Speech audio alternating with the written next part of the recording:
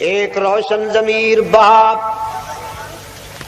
ایک دانشور باپ جس کی حکمت و دانش کی اطلاع قرآن کریم نے دی۔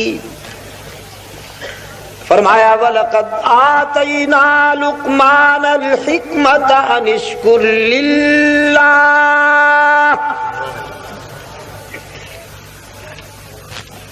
حکمت و دانائی کا یہ نامور کردار اپنے بیٹے کو بلاتا ہے۔ قرآن کریم نے فرمایا وَإِذْ قَالَ لُقْمَانُ لِابْنِهِ وَهُوَ يَعِظُهُ يَا بُنَيَّ لَا تُشْرِكْ بِاللَّهِ۔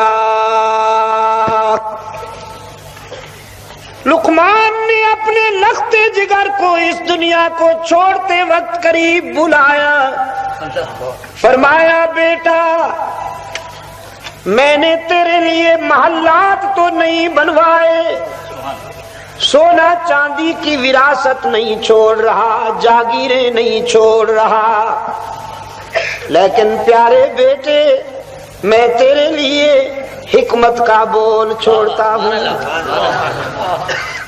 ایک میٹھا بول، اگر تو نے اسے اپنا لیا سونا چاندی اتنا فائدہ نہیں پہنچائیں گے جتنا یہ بول فائدہ پہنچائے گا۔ لا تشرک باللہ، چاہے کچھ ہو جائے اللہ کے ساتھ کسی کو شریک نہ بنانا۔ ان الشرک لظلم عظیم،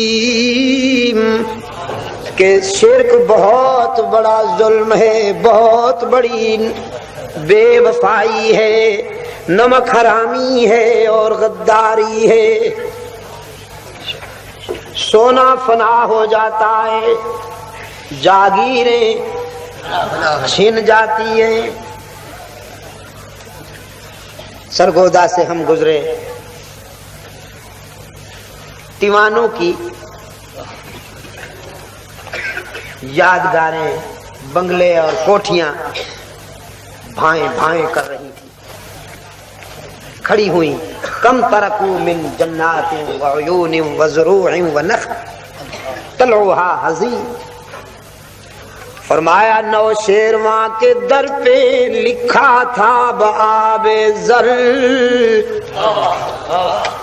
نوشیرواں کے در پہ لکھا تھا بآب زر، اس منزل غریب کے ساکن کہاں گئے؟ نعرہ تکبیر۔ ہم نے دیکھے ہیں ایسے ہزاروں کہ جن کا معطر بدن تھا، مشین چلن تھا، جب قبر کہن ان کی کھودی تو دیکھا نہ عضو بدن تھا نہ تارے کفن تھا۔ میر تقی درد کہتا ہے کل پاؤں ایک کاسائے سر پر جو آ گیا، یک سرو استخوان شکستہ سے چور تھا۔ قبرستان سے گزرتے ہوئے کسی کی پرانی کھوپڑی پہ پاؤں آ گیا، امتداد زمانہ نے اسے بوسیدہ کر رکھا تھا، پاؤں آیا تو ریزہ ریزہ ہو گئی، کہنے لگی کہ دیکھ کے چل راہ بے خبر، کہنے لگی کہ دیکھ کے چل راہ بے خبر، میں بھی کبھی کسی کا سرے پرغرور تھا۔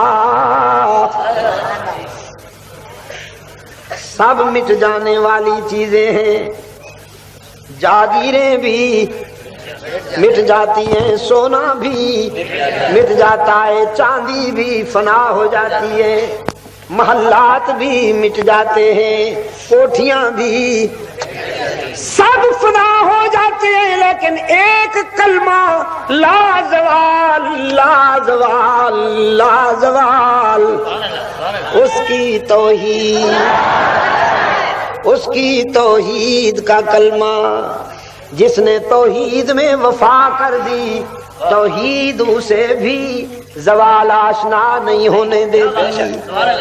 جس نے توحید میں وفا کر دی توحید اسے بھی زوال آشنا نہیں ہونے دیتی.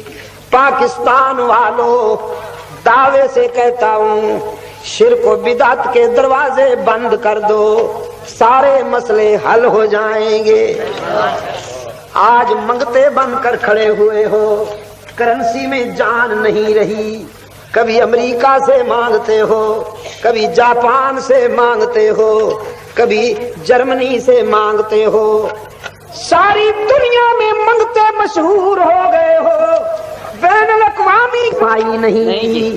اللہ نے انہیں کسی کا محتاج نہیں بنایا. ان کی زمین سونا اگلتی ہے, آسمان موتی برساتا ہے. ہمارے منصوبے پڑے ہوئے ہیں کہ سرمایہ نہیں ہے, ان کا سرمایہ پڑا ہوا ہے کہ منصوبے نہیں ہیں. یورپ کے بینک مشرق وسطی کی دولت سے بھرے ہوئے ہیں.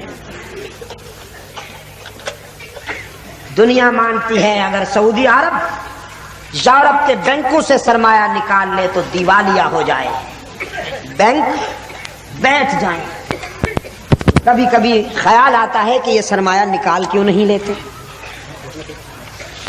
لیکن پھر ذہن میں یہ بات آتی ہے شاید اللہ کو یہی منظور ہے کہ سعودی عرب کی دولت یورپ کے بینکوں میں پڑی رہے تاکہ تثلیث پرست جو سائنس اور ٹیکنالوجی کی ترقی پہ مغرور ہیں, تہذیب و تمدن کے اجارہ دار بنتے ہیں اور سمجھتے ہیں کہ ساری ترقیاں ہم سے وابستہ ہیں, اللہ ان کو بتانا چاہتے ہیں کہ توحید والے سرمایہ نکال لیں تو تثلیث والوں کا بیڑا ہی غرق ہو جائے. تمہاری آبرو بھی اسی سے بچی ہوئی ہے کہ توحید والوں کا سرمایہ تمہارے بینکوں میں پڑا ہے. فطرت اشارے کر رہی ہے کہ تثلیث میں کچھ نہیں, سب کچھ توحید میں ہے.